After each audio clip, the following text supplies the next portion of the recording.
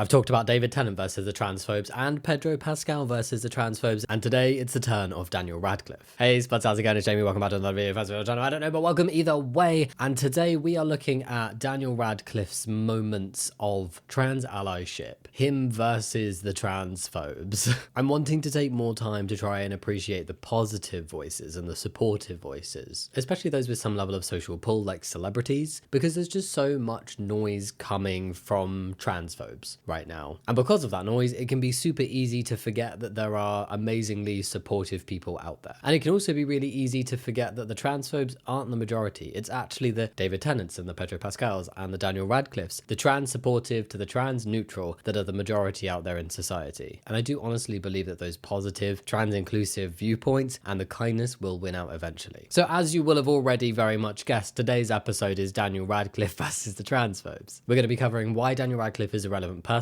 in this space and what he's done over the years to support the trans community as well as the LGBTQ+ community more broadly. And to be honest, Daniel Radcliffe is a particularly interesting person when it comes to this discussion, as he's not just another celebrity. He's the most well-known face on one of the biggest franchises in the entire world, a franchise whose creator happens to be one of the biggest and most influential transphobes out there right now. And whilst all of the main cast of Harry Potter, Emma Watson, Rupert Grint and Daniel Radcliffe have been vocally supportive of the trans community, particularly in light of J.K. Rowling's descent into transphobia, Radcliffe did not just portray Harry Potter himself, but he is also the one who, publicly at least, has been the most vocally supportive of the trans community. I do want to clarify, this video is not about J.K. Rowling and it is not about Harry Potter. It's just important to mention Radcliffe's connection to the franchise because it is relevant to quite a bit of the advocacy and public support that he's shown for the trans community over the past 5 years. And particularly because the Harry Potter fandom, historically at least, has comprised of a large LGBTQ+ audience who felt like they could find escape and meaning in the books. So the creator of this, what felt like a safe space escape franchise, speaking out in direct opposition to trans rights and trans inclusion, has come as a particularly large blow to a large number of fans. And as so many people like to describe it, Daniel Radcliffe's public support of the trans community has put him in direct opposition of the viewpoints of the creator of the franchise that made his career. This does make his allyship more than a PR move, and it's meant that he's faced perhaps more backlash than somebody who wasn't involved in the Harry Potter franchise would have, including being called ungrateful towards J.K. Rowling, who made his career. And this is a good time to point out that it's really important to acknowledge that regardless of positive things somebody did in the past, if they are doing bad things right now, they can't just be forgiven for that because they did one good deed 20 years ago. Support, guidance, whatever positive things in the past do not erase the damage that's being caused in the present, and do not mean that the damage being caused in the present does not deserve to be called out. Plus, although Rowling is apparently kept updated on casting and supposedly approved the final decisions, she wasn't the only person involved in that casting process, nor does it sound like she was the most involved in the casting process. So there's a lot more people involved in Daniel Radcliffe having an acting career than just J.K. Rowling. Anyway, that's enough for the context. Now we're going to be looking back at those moments of trans and LGBTQ+ allyship that Daniel Radcliffe has shown over the years. But first, I don't want to just talk about Daniel Radcliffe and the transphobes today. I also want to introduce you, again, to one of my favourite mobile games ever, Love and Pies, who are also very strong on the allyship, by the way. Truly a brand with a lot of heart and great taste. Love and Pies is a merge game where you merge ingredients together, like these two apples to create a pie. It's the closest I'll ever get to being good at baking. And it's not just baked goods, you can also create books. Yes, books. Obviously my favourite. So I can take these two mystery books, for example, and combine them to create this hardback romance novel. Very useful, from whodunits to who's kissing who in one smooth merge. You can create these items to fulfill customer orders and use the tips that you get from serving customers to upgrade your very own cafe. I've been playing Love and Pies for several years now, so I've had plenty of time to really let the decor of my cafe marinate. And with Valentine's Day right around the corner, right now is the sweetest time to join Love and Pies and start playing, with not one, not two, but 3 special events that are basically a box full of chocolates. There's Paris Date Night, very rom-com, very meet-cute over coffee, and there's also a brand new loved-filled sticker album that's honestly cuter than a heart-shaped macaron, and who doesn't love stickers? But obviously, my personal favourite is the book fair, where reading is being brought back to Appleton, the town where your cafe is. But things aren't as cozy as they seem.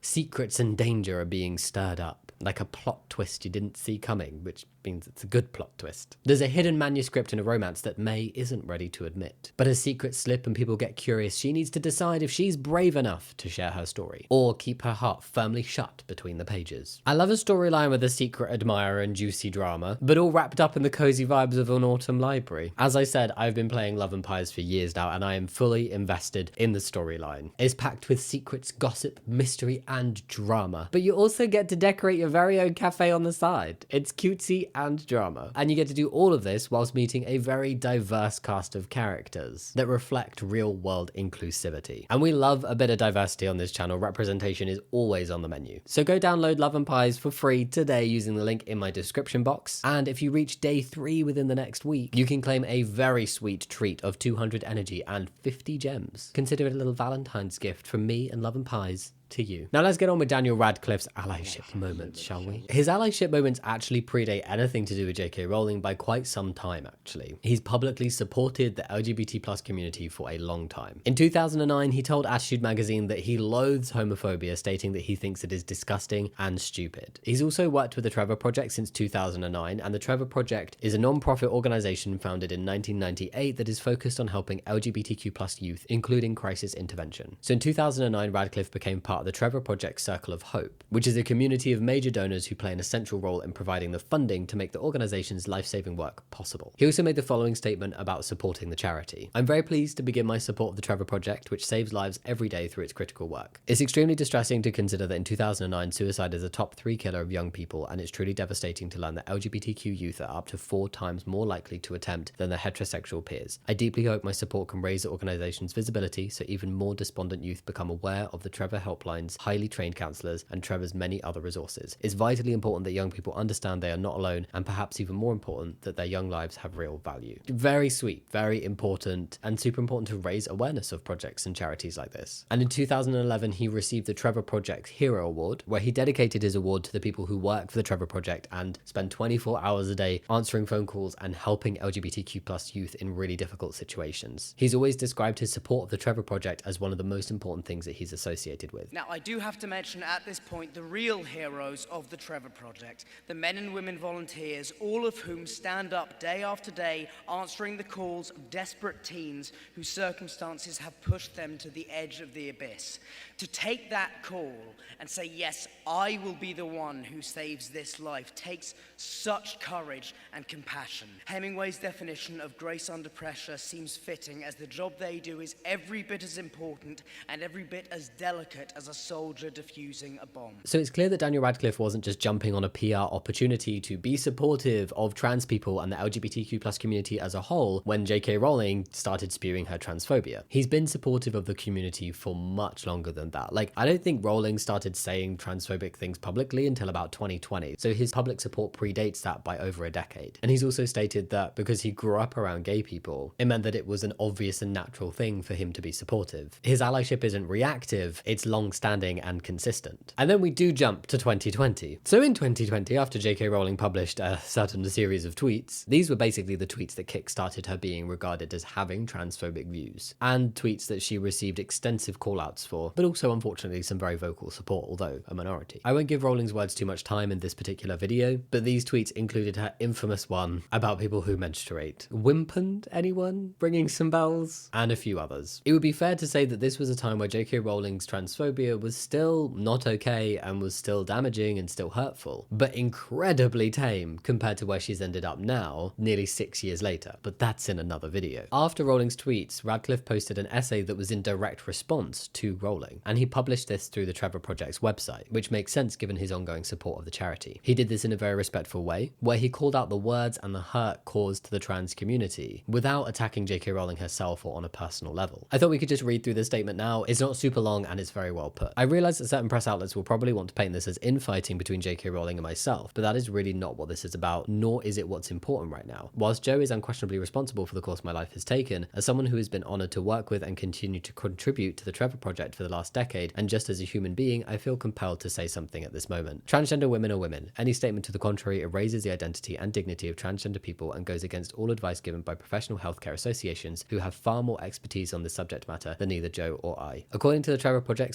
98% of transgender and non-binary youth reported being the subject of discrimination due to their gender identity. It's clear that we need to do more to support transgender and non-binary people, not invalidate their identities and not cause further harm. I just feel like that paragraph is really well put and a really good idea to reference back to like specialists and professionals and healthcare and everything and be like, why the hell are certain people wading in on this topic? I'm still learning how to be a better ally, so if you want to join me in learning more about transgender and non-binary identities, check out the Trevor Project's Guide to Being an Ally to Transgender and Non-Binary Youth. It's an introductory educational resource that covers a wide range of topics, including the differences between sex and gender, and shares best practices on how to support transgender and non-binary people. He's basically going, if you're not sure where you stand, like, why not learn a little bit about it? And here is an exact resource to help you. To all the people who now feel that their experience of the books has been tarnished or diminished, I'm deeply sorry for the pain these comments have caused you. I really hope that you don't entirely lose what was valuable in these stories to you. If these books taught you that love is the strongest force in the universe, capable of overcoming anything, if they taught you that strength is found in diversity and that dogmatic ideas of pureness lead to the oppression of vulnerable groups, if you believe that a particular character is trans, non-binary or gender fluid, or that they are gay or bisexual, if you found anything in these stories that resonated with you and helped you at any time in your life, then that is between you and the book that you read, and it is sacred. And in my opinion, nobody can touch that. It means to you what it means to you, and I hope that these comments will not taint that too much. Love always, Dan. I think it was an incredibly appropriate, generous, and kind response, given how things were at that moment in time. Things have escalated and gotten a lot worse, but I still think it would be an appropriate response now, to be honest. It wasn't inflammatory, it wasn't angry, it wasn't mean, it wasn't a personal attack. It was a statement of fact about the lived experience of trans people, backed up by findings and an understanding of how an artist's bigotry and hatred can taint the art and the joy of the art for many people. After publishing this response for the Trevor Project, Daniel Radcliffe received a lot of praise and appreciation for his words from LGBTQ+ fans, allies, and media outlets. However, Radcliffe, alongside Emma Watson and Rupert Grint, also received a lot of backlash for being publicly trans supportive. Quite a lot of this backlash stayed on places like Twitter and Reddit, with criticisms coming from those who agreed with J.K. Rowling. And a lot of the call-outs focused on, You can't possibly speak out against J.K. Rowling, you would have no career without her, you ungrateful blah blah blah. A notable transphobe, who I will not give any airtime to in this video, called the three main co-stars of Harry Potter ungrateful brats for not supporting J.K. Rowling's anti-trans views. This concept of blind loyalty, to me, is really, really bizarre. We don't need to stick by someone who turns out to not be a very nice person just because they did something kind for us in the past, just because they gave us an opportunity years ago. You don't owe people this unquestioning loyalty. Many of the criticisms that Daniel Radcliffe received, as well as the other cast members, seem to be posing it as like Daniel Radcliffe versus J.K. Rowling. Acting as if he'd personally attacked the woman who made his career and posing it as some celebrity disagreement. But the reality is, he was like, hey, someone I'm connected closely with said some stuff that I very strongly disagree with. And because we're publicly connected, I think it's important for me to say that I don't agree with her viewpoints. He specifically didn't attack J.K. Rowling, but as you'd expect from transphobes, they did not see this difference. But despite receiving this backlash over the years, Daniel Radcliffe has doubled down time and time again on his 2020 statements and trans allyship. And in 2022, he actually opened up about why he decided to publicly speak against J.K. Rowling's viewpoints. The reason I felt very, very much as though I needed to say something when I did was because, particularly since finishing Potter, I've met so many queer and trans kids and young people who had a huge amount of identification with Potter on that. And so seeing them hurt on that day, I was like, I wanted them to know that not everybody in the franchise felt that way, and that was really important. Then in 2023, Daniel Radcliffe did a very direct show of allyship, not just with words, but with actions. He moderated a video as part of the Sharing Space series by the Trevor Project that centered trans and non-binary young people's voices. Instead of just saying he supported trans people, he actively amplified their voices. A well-known quote from him at this roundtable was, if you're going to talk about trans kids, it might be useful to actually listen to trans kids. He framed his role in the conversation as a listener and as someone there to learn and amplify the voices of others, not as a lecturer, which is a powerful display of allyship in practice. As part of the announcement of the roundtable, Radcliffe also said, we listen to so many people talk about trans youth and hear them talked about so often in the news, but very rarely do we actually hear from trans youth directly. And this is so true. And this is one of the more powerful powerful moments of allyship that I've seen, and so incredibly direct of like, hey, I'm not just going to stand here as a famous person and say, I support trans rights. I'm actually acknowledging a problem, and a problem within the media of how trans people are spoken about and how their voices are shut down. And I'm going to use my platform to uplift that. And I think that's really, really powerful. The episode was released on the 31st of March to commemorate International Trans Day of Visibility. And I just think it's very cool. They're very well timed. I think a lot of the time it's just because people don't know a young trans person. So there's just this like theoretical idea about this in their head. In 2024, Daniel Radcliffe continued his public support, stating in an interview that Rowling's stance on trans people had made him really sad and reaffirmed his support for the trans community. He was there to speak about his latest role in Broadway, but also took the opportunity to comment on Rowling's anti-trans views. His full quote reads, "It makes me really sad. Ultimately, I do look at the person that I met, the times that we met, and the books that she wrote, and the world that she created, and all of that is to me so deeply empathic." And about speaking in Rowling's transphobia, he also said, "I'd worked for the Trevor Project for 12 years, and it would have seemed like an immense cowardice to me to not say something. I wanted to try and help people that had been negatively affected by the comments, and to say that those are Joe's views when they're not the views of everybody associated with the Potter franchise." He also confirmed that he's had no contact with J.K. Rowling since she first started making these anti-trans comments. His position has always been about supporting the trans community and those impacted by these comments, not to stoke or start any personal or culture wars, despite what the transphobes try and say about it. It's actually the supporters of J.K. Rowling and the critics of Daniel Radcliffe and the transphobes who've been the ones to try and turn this into a culture war. But to those critics saying that he should be more grateful to J.K. Rowling for writing the books that then created the movie franchise that made his career, Radcliffe has responded, "Obviously Harry Potter would not have happened without her, so nothing in my life would have probably happened the way it is without that person, but that doesn't mean that you owe the things you truly believe to someone else for your entire life." Around the same time that Radcliffe made these statements, J.K. Rowling had made some statements of her own. She implied that she would not be forgiving Daniel Radcliffe and Emma Watson for their stance on trans rights. Basically, a follower of Rowling posted that they were waiting on Watson and Radcliffe to give her a public apology, right? Safe in the knowledge that Rowling would forgive them for the wrongdoings. And to this, Rowling replied, "Not safe, I'm afraid," along with a bunch of transphobic rhetoric that is not worth repeating in this trans positive video. Daniel Radcliffe was asked his thoughts on Rowling's statement, but he simply replied, "I will continue to support the rights of all LGBTQ+ people and have no further comment on that." It must get exhausting to continuously be asked his stance on the situation. It is a conversation that has been going on for nearly 6 years now, and I'm sure that every cast member at every interview has probably been asked something to do with this, or it's been some kind of elephant in the room. And I do honestly think that his stance and the way he's going about it, and just this continued support for the community whilst continuing to distance himself from J.K. Rowling, is the most powerful thing. And just last year in 2025, Daniel Radcliffe was nominated for the Celebrity Ally LGBT Award, and this was for his consistent support of the LGBTQ+ community. Daniel Radcliffe has shown support for the LGBTQ+ community rather than blind loyalty, showing support and uplifting those who have been impacted by the anti-trans rhetoric, rather than standing back too afraid to speak out against the viewpoints, not against the person, but the viewpoints of someone who helped him in his career. And I do think that was a really important move to make, to stand up against the harmful views of somebody that you are so publicly tied to, as there would be natural assumptions that no comment in this kind of situation meant support without wanting to say it. His comments, alongside many of the comments from a lot of the other cast, which also, if you look at what the cast have said, even the ones that would be categorized as J.K. Rowling supportive, have not come out saying they support her views specifically. They have just said that they don't like seeing her being called out online and they think it's a bit mean. But you really struggle. I've not come across a cast member from anything to do with Harry Potter who's actively said, "I stand with J.K. Rowling's viewpoints. I support what she is saying." but there are many who have come out saying, "I do not support what she is saying." It's typically the older cast are like, "Oh, stop being mean to her on Twitter," and that's kind of all they see. Anyway, sorry, digression. I do think it's important, with a lot of the cast members coming out and support the trans community, for a time it had the potential to keep Harry Potter a safe space for LGBTQ+ fans. That may have worked if J.K. Rowling hadn't descended deeper and deeper and gotten worse and worse with her transphobia, to the point now where she has directly tied the financial success of Harry Potter to financially funding bigots, basically, and to her anti-trans efforts, making it morally impossible to separate the art from the artist. But it was nice that there was an attempt for the franchise to not be entirely tainted, and I guess for people who can personally sit with it. I can't, but I don't judge those who can, but who can personally sit with it with the items they still have, so wanting to reread the books they already own or rewatch the movies that they already own, that is fair. Going back to Daniel Radcliffe though, he has shown long-term support of the entire LGBTQ plus community, and particularly the trans community in more recent years, at an organizational level, including amplifying marginalized voices. His allyship does not feel performative or for a PR movement or for protection of his own image. It feels genuine, and he's even humble about being referred to as an ally. And there have been many fans who have shown a lot of gratitude towards Daniel Radcliffe's approach and his actual support of the trans community. His approach to allyship shows that celebrity influence extends far beyond their specific roles, as in their specific acting roles. And sometimes stepping out of these bubbles is really important to put your money where your mouth is. There is a social responsibility for people in positions of influence, especially if they seem to have found themselves in the blast radius of being connected to a bigot, to speak out against that bigot, to speak out against those viewpoints. Daniel Radcliffe's allyship also shows the difference between a flash in the pan statement during heightened moments of press coverage or when specific things happen, and sustained, consistent, genuine advocacy that spans many years, going into over a decade, that happens even when there isn't a PR moment or press angle. So Daniel Radcliffe's allyship seems rooted in decades of support that is both private and public, and has involved direct engagement with and amplification of trans voices. He has listened as well as spoken out, and he has shown unwavering support for the trans community despite facing backlash, including from the Harry Potter creator herself. And that is everything I wanted to cover when it comes to Daniel Radcliffe versus transphobia. I'm really enjoying making this series. We're still at a point where it's the trans allies, and particularly celebrity trans allies like David Tennant, like Pedro Pascal, like Daniel Radcliffe, that have the most potential to turn the tide on the stigma and on the general climate that there is for trans people right now, because trans voices are still so not listened to and not uplifted, that these allies that are in these positions of social power speaking in support of the trans community are still super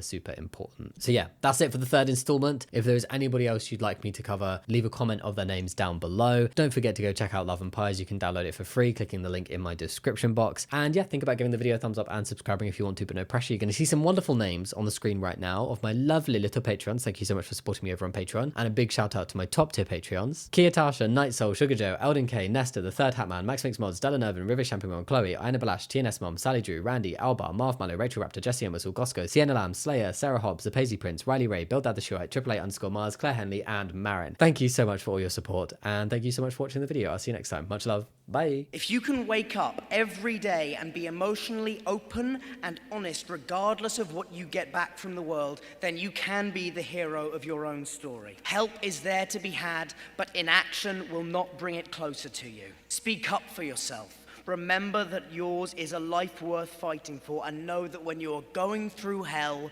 keep going.